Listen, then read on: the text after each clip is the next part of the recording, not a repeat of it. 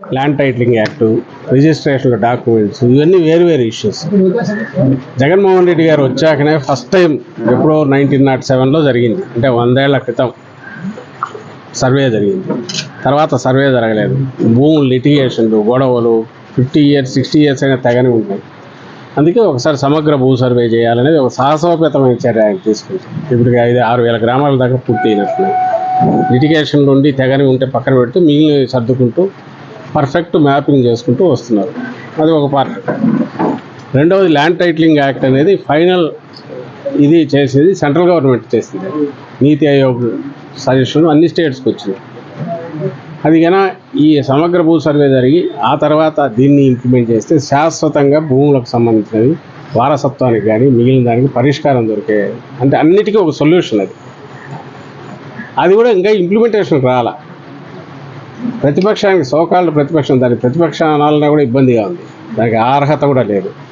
ఆయన చంద్రబాబు నాయుడు కానీ, ఆయన పార్టీ కానీ, ఆయన వందిమాగదులు కానీ, ఆయన ముఠా కానీ వాళ్ళు ప్రజలకు చెప్పడానికి ఏమీ లేక, లేదా జగన్మోహన్ రెడ్డి గారిలో ఒక లోపం ఎత్తి చూపుదామని నాకు అనిపించక, అసలు సంబంధం లేని ఇష్యూ, దానికి ఎలాంటి ఒక మంచి స్కీమ్ను, మంచి ఆలోచనను, అది కూడా ఇంప్లిమెంట్ కూడా కాని దాని గురించి విష ప్రచారం చేస్తున్నారు. ప్రజల తలల్లో విషం ఎక్కించాలని చూస్తున్నారు.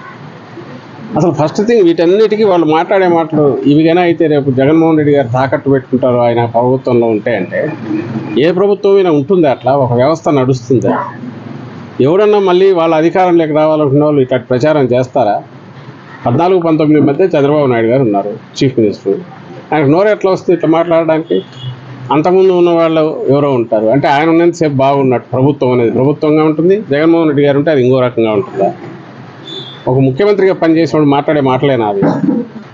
అసలు అంత అసహ్యంగా బహుశా ఏ విదేశాలు, శత్రు దేశాల వాళ్ళు కూడా ప్రచారం చేయలేము. రాజ్యాంగానికి వ్యతిరేకం ఇది, ప్రజాస్వామ్య స్ఫూర్తికి వ్యతిరేకం వాళ్ళు చేస్తున్న ప్రచారం, ఆ దుష్ప్రచారం. అంటే ఎంత డెస్పరేషన్లో ఉన్నారో, ఇంకా ఓడిపోతున్నాం, మా బతుకు ఇంకా అయిపోయింది, వైండప్ దగ్గరలో ఉంది పార్టీ అనే దీంతో వస్తున్న డెస్పరేషన్ మాటలు అవి. ప్రజలు కూడా వాటిని విశ్వసించట్లేదు.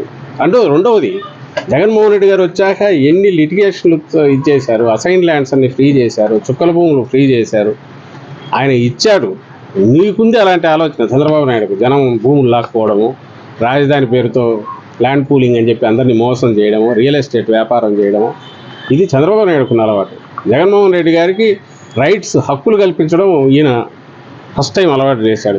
ప్రజలకు హక్కులు కల్పించడం, వాళ్ళ ల్యాండ్ మీద వాళ్ళకి హక్కులు కల్పించడం ఏం చేశాడు? అసలు అలాంటి ఆలోచన కూడా ఈయనకు రాదనేది ప్రజలకు తెలుసు. సో ఇది దుష్ప్రచారం, అది ప్రజలకు కూడా తెలుసు. దానివల్ల ఏం ఉపయోగం లేదు. ఇంకా 10 రోజులు మాత్రమే వీళ్ళు నోటికి వచ్చినట్టు మాట్లాడతారు. 13 తర్వాత అన్ని మైకులు ఇదైపోతాయి, వాళ్ళ నోర్లు కూడా కట్టుబడిపోతాయి. తెలియదు, ఉండేది 10 రోజులు, రోజుకు 3 మీటింగ్లు. సో ఎక్కడెక్కడ అవసరమో దాన్ని బట్టి ప్లాన్ చేసి ఇస్తారు. అవన్నీ వచ్చినట్టున్నాడు అంట, సంవత్సరం దాకా చూడాలి చేసి.